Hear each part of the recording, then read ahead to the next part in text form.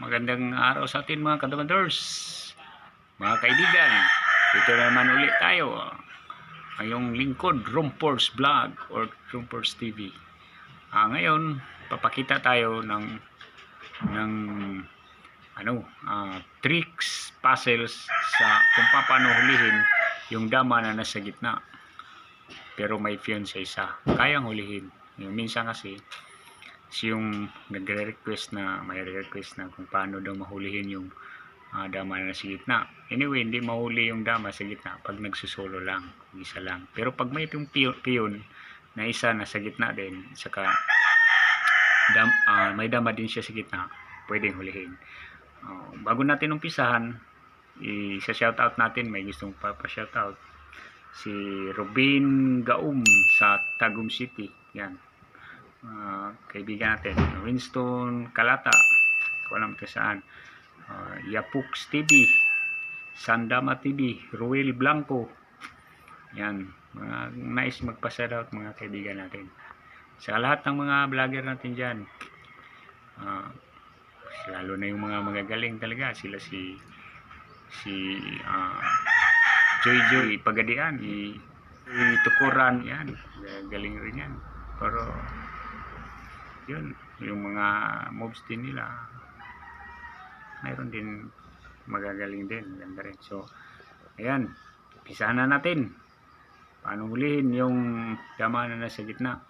Saka yung request din, request tayo kung paano hulihin, paano madali hulihin yung dama na nasa hindi nakagitna. So mayroon tayong dama na sa gitna makayang hulihin, mayroon ding damang hindi nakagitna, hulihin din natin. Yun na.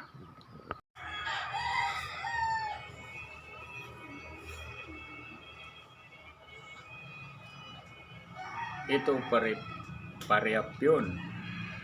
Ngayon,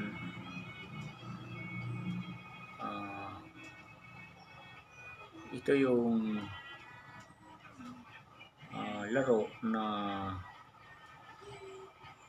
posible matatalo yung gitna dahil dito sa ibali yung posisyon yan, papunta dito yung puti, punta ron yung pula. So nagkaganito ang posisyon na nagawa ng mabilis na nakapunta rito yung puti, yung pula punta ron, wala pang dama. Pero yung unang moves pula, ito na yung moves na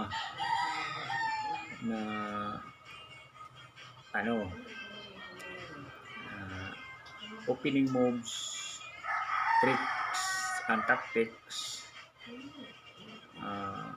Hindi mahuli yung gitna. Diba yung unang moves is pula, yan, dama, dadama din siya dito. Hindi pwede dito kasi gigitna to, pag dito siya gigitna siya, so ang tendency maagawan. So wala sa ibang tira, dito talaga ang tira mo is dito.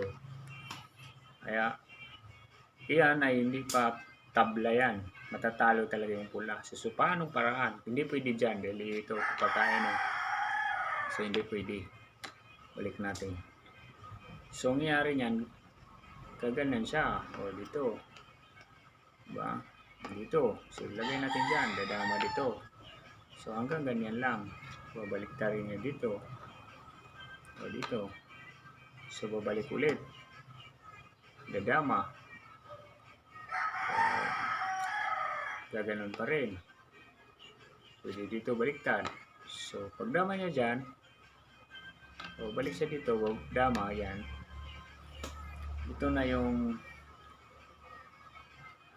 trips and traps, may kasamang puzzle na. Yan. Ito, yan. Yan, balik lang. Yan. Hindi siya pwede dito kasi pag gaganyanin siya,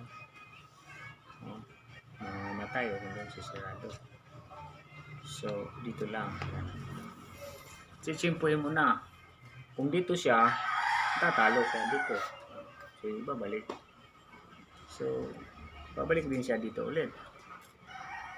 Ito na yung trips and traps, may kasamang tactic.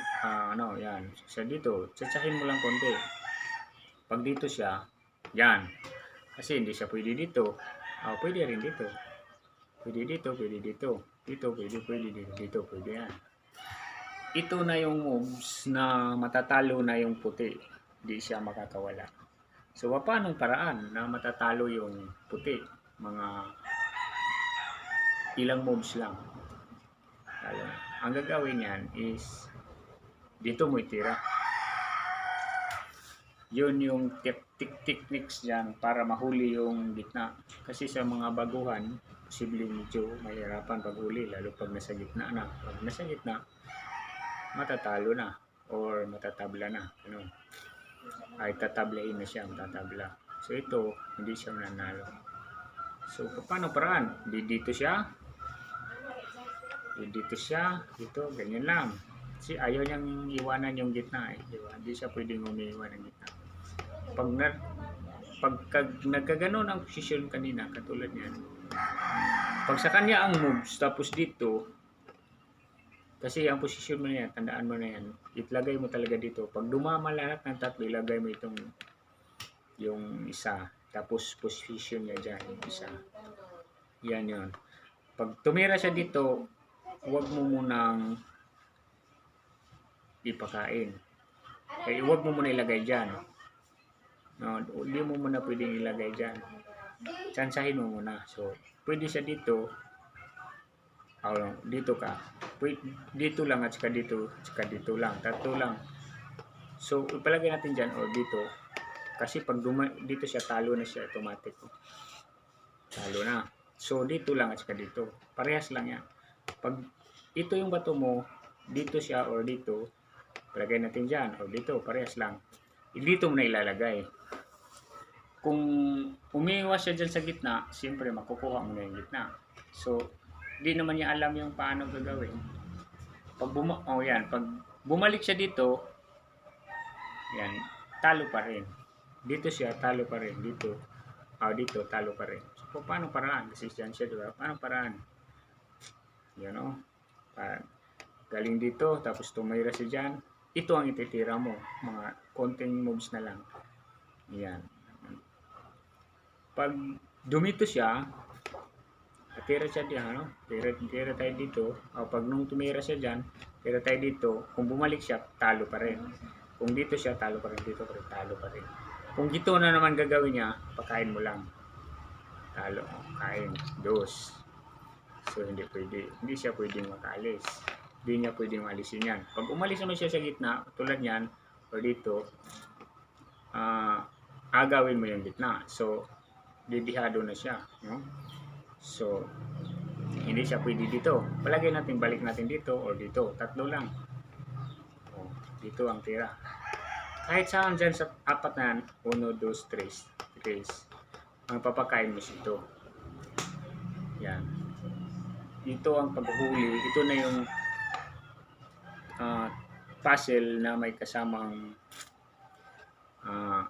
opening tricks, may kasang puzzle. Pag kinain niya dyan, yan.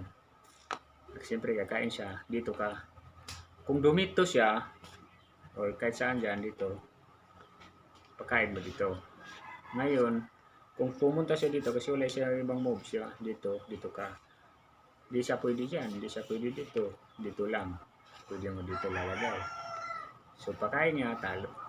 Pakain niya, kain. Talo siya. So, kung dumito siya, pagkain pa rin. Talo siya. Ganon ang pagtalo ng dama na nasa gitna, mga kaibigan. Ngayon,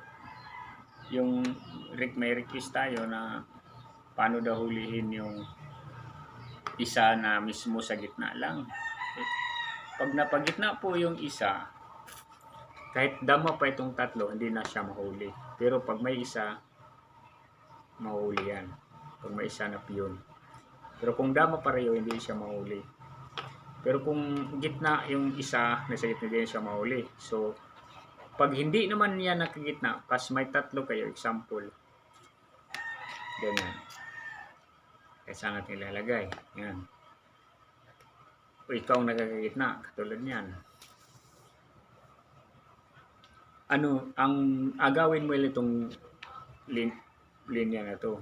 Yan, ito. Ibali, magkaganyan. So, kung halimbawa, dito siya. Sample dito. Kasi may tendency na pag 12-12 na kailangan ng bilangan yan. So before, kung nakapag-gitna ka na, tapos ito, yun pa, kailangan mo i-form. Kahit saan siya dyan pumunta, huwag mo munang idadama kasi pag magto-12, tapos hindi, 12 kasi 12 lang yung bilang nito eh. Kung lumagpas sa 12, tatalo ka. Or tabla. Kung nagbigay ka ng partida, so makakatabla yung kalaban. So, ang gagawin mo dyan, huwag mo muna idama. Kung halimbawa malapit ng dadama yan, huwag mo muna idama. Kung dito siya, agawin mo na. Ito, center, kailangan mo dito. Wala pang bilang pag nasa wala pang dama lahat, may PM pa isa. Ito ang techniques, pwede mo dito ilagay. Or dyan. Dyan lang. Steady lang yan. Tapos, ang pangalawang moves muna agawin itong gitna na to. So, ganyan. So, kung pumunta siya dyan, antayin mo lang muna. Lipat ka dito sa kabila. Pag pumunta siya dyan, yan ang pagkakataon na pwede mo na. So, ibig sabihin na nakuli mo na yung gitna. Kahit magbilang pa ng 12, hindi mo na siya, hindi na abutin ng 12.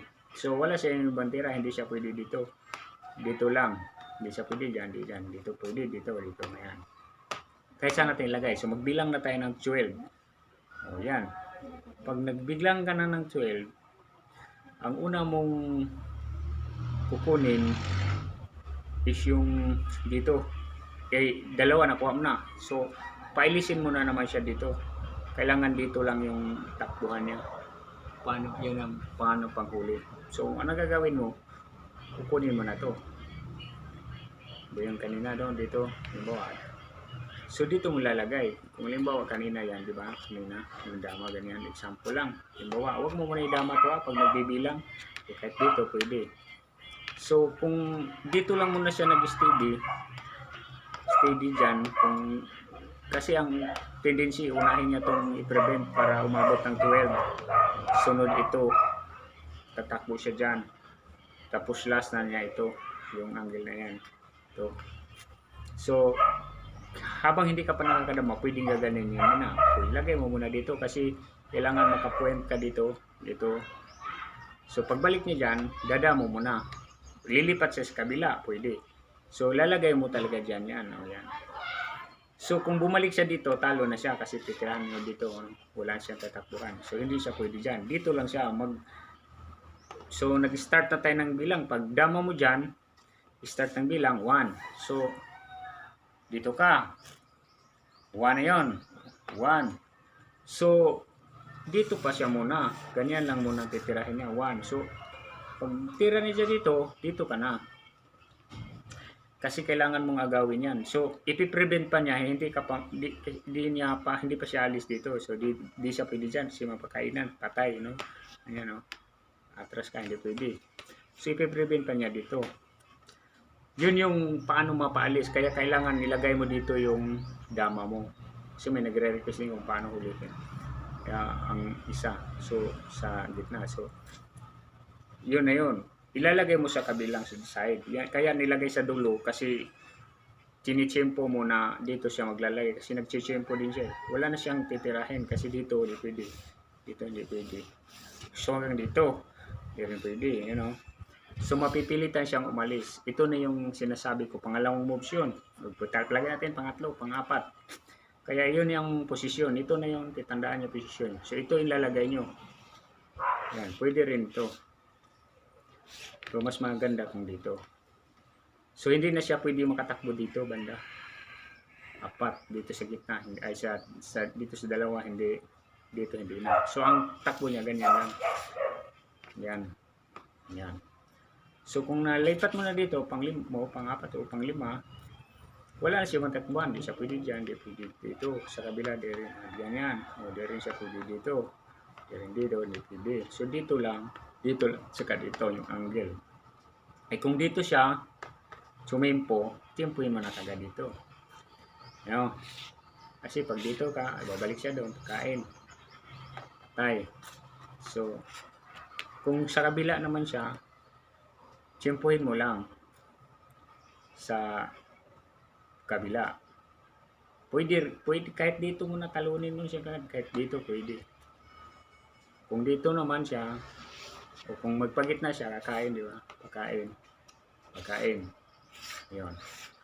So, talo doon. Yun, kung ganyan, no? Kung dyan siya naglapag, kasi kung dito kanina, kung dito siya, dito lang, talo na. So, babalik. So, dito naman, kahit dito lang, titirahin mo. Kung magpagitna siya dyan, talo. Kung dito naman sa kabila, ganun pa rin. Wala pa rin siyang panalo. Kahit dito lang. Dito, o dito, yan lang, wala na. Wala na siyang tira. Dito sa kabila, makain mo dito. Kaya mo dito. Yan. Yun. So, wala na siyang kawala. Kasi mayroon kasing kung paano, di pa nila alam kung paano hulihin yung nasa gitna. No? Yun lang muna mga kaibigan. Basic siya pero mapakinabangan mo yan sa pagtuwing kayo naglalaro. Yan. Tandaan nyo ulit yung kahit nasa gitna yung dama, kung example, 3 na yung dama mo. 3 katulad yan, 3 na yung dama. Ito yung paghuhuli ng isa na nasa gitna. Pero may piyon lang. Ilagay mo dito. Sitsimpo siya dyan. Hindi siya alis dito kasi yung babakasali, magkamali. Pag na alis niya ito, tapos tumira siya dyan, so tabla na. Kasi pag napakain ito, tatabla na. Hindi ka naman makakano, di ba? Siyempre, pakain niya. So wala na. Ganyan lang ang pressure. Dito, kung dito tsimpo, dito siya. Kung dito siya tsimpo, yun, pwede na siyang talunin. Dito na siya. Wala nang magagawa. Yan yung posisyon na natatrap na yung dama na hindi na siya makakagalaw. Kasi kung dito, yan, pakain niya, mapipilitang pakain. No? Kung kahit dito siya, kung tira ka dito, diyan siya, ganun pa rin. Dos, kain siya dito. Dos ka. So, ito na yung tamang posisyon na matatalo mo na yung kalaban. Yan. Pag bawa dito ka, tapos tumira siya dyan, tira dyan, yun yung pag naglagay siya dalawa dito, mula dito, talagay siya dyan, pwede mo siya talunin. Igay mo dito, yun, wala na siya magagawa, hindi niya makatakbo ito. So, pwede siya, kahit bumalik pa siya, pwede yan, papakain mo lang. Tira dito, hindi siya pwede bumalik, kakain. So, wala siya bang moves. Kasi kakainin niya, dito lang. Trap. Wala na siya bang moves, dito lang. Pag ganyan, dito na. Yun, talo. Pakain dito. Ngayon, kung patakbo dito, pakain. Ganun pa rin. Okay. Yun lang muna. Yung ano natin ngayon, mga dandahan lang muna tayo. Marami pa tayong bibigay. May kabisik kasi tayo. Alright!